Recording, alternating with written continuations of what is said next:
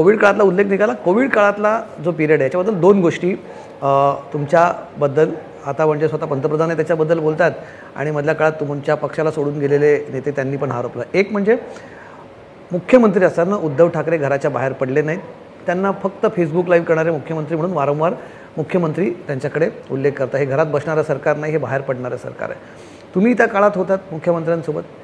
या आरोपांबद्दल तुमचं काय म्हणणं? मला वाटतं ही भाजपची पोटदुखी आहे आणि हे भाजपची पोटदुखी उद्धव बाळासाहेब ठाकरे या व्यक्तीचं कौतुक होते म्हणून नाही, महाराष्ट्राचं कौतुक झालं जगभरात म्हणून त्यांची पोटदुखी आहे. धारावीचं कौतुक जे WHO केलं ते कोणी दुसऱ्या शहराचं केलं नाही भाजप शासित, म्हणून वर्ल्ड हेल्थ ऑर्गनायझेशनने केलं, वर्ल्ड हेल्थ ऑर्गनायझेशनने धारावी मॉडेलचं, म्हणून भाजपची पोटदुखी आहे.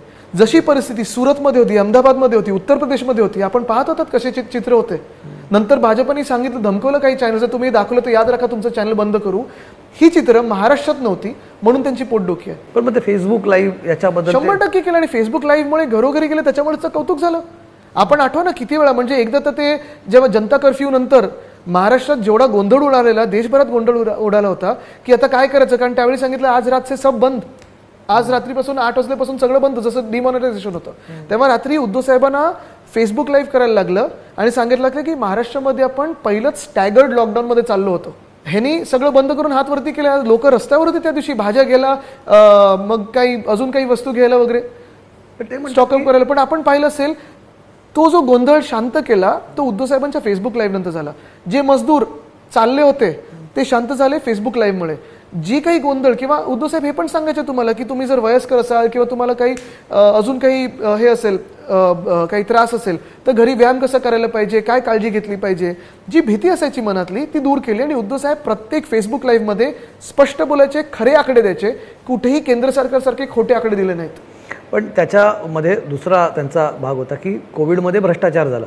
स्वतः पंतप्रधान बोलत आहेत, त्याच्यातले काही आता तुमचे एक उमेदवार आहेत त्यांची पण चौकशी सुरू आहे.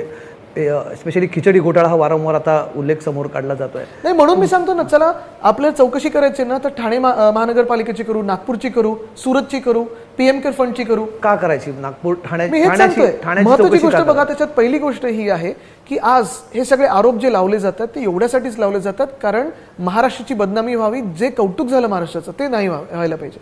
दुसरी गोष्ट म्हणजे हे राजकीय आरोप आहेत, ज्या मिनिटाला हे भाजपात जातात, ज्याच्यावर एकावर आरोप केले होते, फडणवीस साहेबांनी विधानभवनात भाषण केलं होतं, ते आज उमेदवार आहेत. म्हणजे हा जो दुटप्पीपणा आहे ना, हा जो चेहरा आहे भाजपचा खोटं बोलणारा, तो आम्ही लोकांसमोर आणतोय आणि लोकांना माहिती आहे की जे झालं ते लोकांसमोर आहे.